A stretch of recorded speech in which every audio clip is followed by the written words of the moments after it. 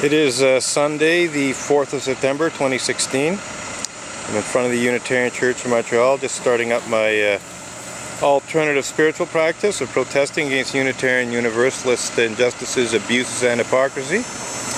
And amongst those is the fact that Unitarians cover up and deny clergy abuse. I'm using the broader term clergy abuse as opposed to clergy sex abuse, because Unitarians cover up and deny both sexual forms of clergy abuse, but also non-sexual forms of clergy abuse. And as a rule, when you say clergy abuse, people immediately think of the clergy sexual abuse. So this covers all the bases, and it's a little less specific. So we're going to move along here. I'm just going to go and have a look at some new picket signs. Just made a few new picket signs since my picket signs had been depleted or damaged, what with Unitarians stealing them and so on. Atheist Unitarian Universalists are accusing me of blasphemy. Entirely truthful statement. The Unitarian Universalist of a congregations in Boston hired Stikeman Elliott, barristers and solicitors litigation lawyer, Maitre Marc-Andre Coulombe, to falsely accuse me of the criminal act of blasphemous libel in Bill Cosby-style legal bullying that seeks to cover up and hide such despicable crimes as pedophilia and rape committed by certain Unitarian Universalist ministers, to borrow two choice phrases from the arrogant and aggressive cease and desist demand letters that Maitre Marc-Andre Coulombe had me served with. And the people most responsible for hiring Maitre Coulombe are UUA President Reverend Dr. Peter Morales and UUA Executive Vice President Kathleen K. Montgomery, both of whom are atheist Unitarian Universalists to the best of my knowledge. There's really no question that Reverend Dr. Peter Morales is an atheist. He's made numerous comments and make it absolutely clear he's an atheist. While it's less clear in terms of Kathleen K. Montgomery, I've never seen any evidence that she believes in God. If she believed in God, she probably wouldn't do half the things she does to cover up and deny Unitarian Universalist clergy sex abuse. So yes, Unitarian Universalist perversion of justice. Sucks you, asterisk you. Well, we were just talking about one example of Unitarian Universalist perversion of justice, specifically the misuse of blasphemy law to cover up and hide pedophilia and rape committed by Unitarian Universalist ministers. Say nothing of Unitarian Universalist Sunday school teachers. That's really putting the perversion into perversion of justice. There's more, there's plenty more, and not all of it affects me personally. So we got a couple of people walking by here. I suspect one of them's on her way to church, if not both of them. So anyhow, we shall go and have a look at the other picket signs in the meantime. So actually this is an old one. This one dates back to 2000. Church of the Image Tarnishing Ministers. It originally said minister. It originally referred only to Reverend Ray Drennan, who tarnished the image of the Unitarian Church of Montreal and the larger Unitarian Universalist Church, in quotation marks, by his attacks on me and my subsequent protests against those attacks. But he very publicly tarnished the image of the Unitarian Church of Montreal and Unitarian Universalism more generally by very offensively attacking the Roman Catholic state funeral of former Canadian Prime Minister Pierre Elliott Trudeau. When Pierre Elliott Trudeau died in the fall of 2000, he had a Roman Catholic state funeral celebrated in Notre Dame Basilica in Montreal.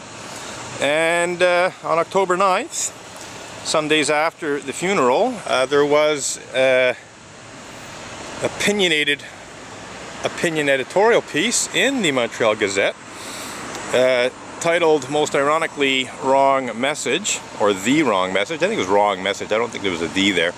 And essentially, it was Reverend Ray Drennan saying that Pierre Elliott Trudeau should not have had a Roman Catholic state funeral. In Reverend Ray Drennan's, fundamentalist atheist mindset, the state funeral should have been a secular affair, and that he could have had a private, family Roman Catholic funeral, but the state funeral should not have been a religious event, and he basically called it a sham state funeral. He actually referred to most religious beliefs as being meaningless, other than his own, of course. I mean, this guy's a Unitarian Universalist minister, so I can't imagine that he was thinking of his own rituals and beliefs as being meaningless. But he basically said everyone else's were. But you'll notice I've pluralized this because, Reverend Ray Drennan is not the only image-tarnishing minister, but far from it. In fact, the ministers that actually engage in clergy sexual misconduct of various kinds, including pedophilia and rape, tarnish the image of the church when they're caught and exposed. Various other ministers tarnish the image of the Unitarian Universalist Church when they do things of a non-sexual nature that are image tarnishing.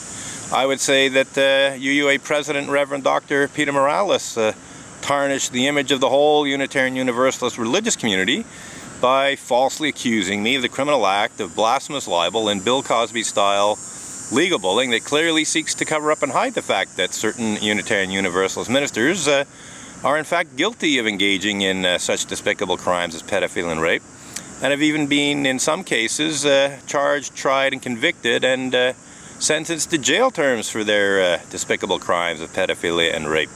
And of course, there's many, many other Unitarian Universalist ministers guilty of various kinds of clergy sex abuse that have never faced criminal charges. One of the things I find interesting about this whole issue of the UUA accusing me of a crime in an effort to suppress my blog posts about Unitarian Universalist sexual abusers is that they're actually being more aggressive with me in terms of accusing someone of a crime than they are with their own ministers when they commit crimes. The UUA essentially protects ministers who commit crimes. They go to extreme lengths to protect ministers who commit crimes. They tried to protect Reverend Mac Mitchell when it came to light that he was guilty of, or at least he was accused of, because it was before he was found guilty, but when it became clear that Reverend Reverend Mac Wallace Mitchell was being accused of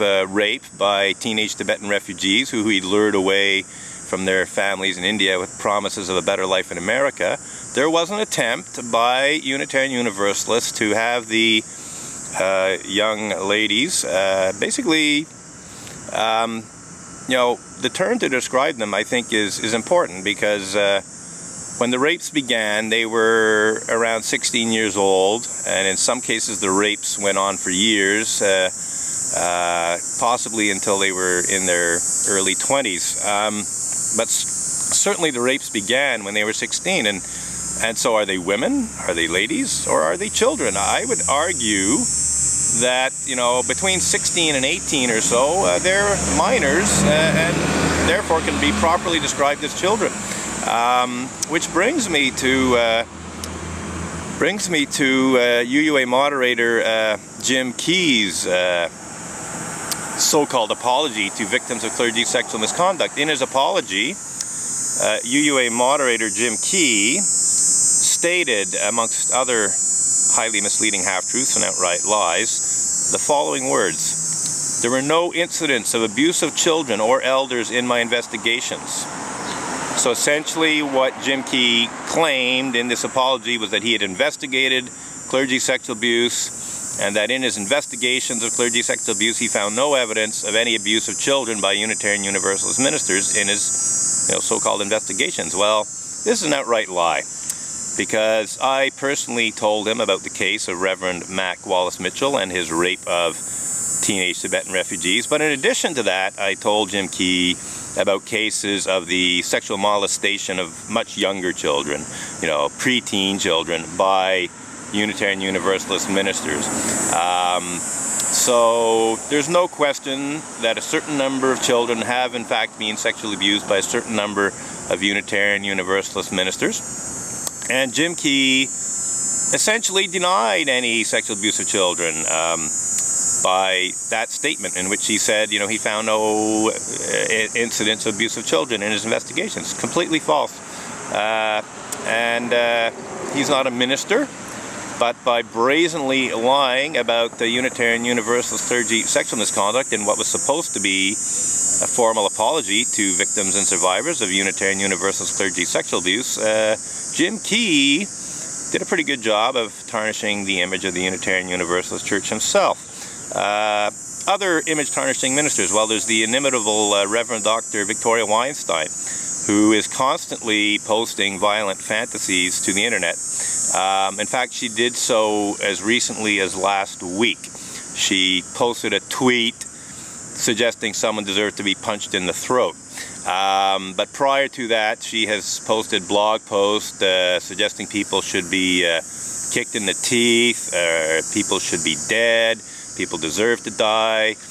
She posted a so-called sodomy fantasy, and here's the full words of her sodomy fantasy as memorized by yours truly. There might be some slight minor variations, but I'm pretty sure I have it 100% right. So here goes. Here's my sodomy fantasy. South Dakota State Senator. Oh no, wait. Here's my state. Sorry, my memory's just slightly garbled this morning. Here's my sodomy fantasy. Republican State Senator Bill Napoli anally impaled on the Statue of Liberty's torch. I think South Dakota was in there somewhere too. So she might have said Republican South Dakota State Senator. But essentially, you know, what it comes down to is Reverend Victoria Weinstein, also known as Peace Bang, was posting, you know, a rape fantasy essentially, and a torture and killing fantasy, in which she imagined a Republican state senator, specifically South Dakota State Senator Bill Napoli, anally impaled on the Statue of Liberty's torch. Now, of course, it's a completely over-the-top fantasy that could hardly actually happen in real life, but nonetheless, it's a very graphic, violent, even sadistic fantasy that Reverend Dr. Victoria Weinstein posted to her Peace Bang blog. And if that doesn't tarnish the image of a Unitarian Universalist Church, I'm not quite sure what does. And the fact that the Unitarian Universalist Association, in addition to accusing me of blasphemous libel, also had Maitre Marc-André Coulombe accused me of sexual harassment of Reverend Dr. Victoria Weinstein for blogging about her sodomy fantasy in a critical manner. I think, you know, the fact that they tried to have my criticism removed from the internet and completely hide Peace Bang's sodomy fantasy is, I think, a pretty good indication that if not her sodomy fantasy itself, but my public criticism of it in various blog posts on the Emerson Avenger blog certainly tarnished the image of the Unitarian Universalist religious community. Getting over here on the left again, unsafe sect. This is a revival of a classic picket sign, one of the first picket signs I displayed, but there's a difference. There's no question mark anymore. The original picket sign that said unsafe sect had a question mark after the word sect. Well, you know what? There's no question in my mind that the Unitarian Universalist religious community is in fact unsafe in a variety of ways, not the least of them being the way they protect abusive clergy. And therefore there's really no question whether or not it's an unsafe sect. It is an unsafe sect. I'm not saying it's completely and utterly unsafe, but it is not safe. It is not completely 100% safe. It's not even, I'd say, 80-90% safe. It's got some serious problems that it needs to deal with. So I removed the question mark and just made it a pure statement rather than a question. Good day. Hello. All right. Are these your signs? Yes, they are. All right, cool. You're welcome. Are you going into the church? Oh yeah, I was raised in this place. Oh yeah? Yeah. So you're raised in a church that has very serious clergy sexual abuse problem. No, there is. There is. It's not over yet, and they're still trying to cover up and hide it. Do. Look for Unitarians and blasphemous libel. She said she finds it a little biased. Well, you know, maybe it is a little biased, but it's biased towards the truth, as opposed to being biased towards cover-up and lies in the way that Unitarian Universalist ministers and Unitarian Universalist Association leaders do in fact brazenly lie to cover up and hide Unitarian Universalism's clergy sex abuse problem. So this young lady says she was raised in the church, and she wasn't completely dismissive, but she tried to put it in the past. I suppose actually the good thing is she actually said there was. In other words, yes, there was a clergy sexual abuse problem in the past. Well, guess what? There still is a clergy sexual misconduct problem, and in fact, I saw a comment from someone saying there's some pretty serious stuff going on in Colorado right now. But I also know of quite recent cases that date back a decade to, I think, 5 years ago, and in the sense that they've never been properly handled. As far as I'm concerned, you know, something that happened in 2005, 2006, and was not properly handled by the Unitarian Universalist Church, well, that's an ongoing problem. So even if there's no fresh cases of clergy sexual misconduct, something I have reason to doubt, you know, they're still doing their very best to try and deny, ignore, and minimize the clergy sexual abuse that occurred in the past, and even the quite recent past, as recently as I said, the mid-2000s. It's not that long ago. So yes, definitely an unsafe sect, and this wraps up the first segment of my video, assuming it didn't get split into two pieces, but I think I'm under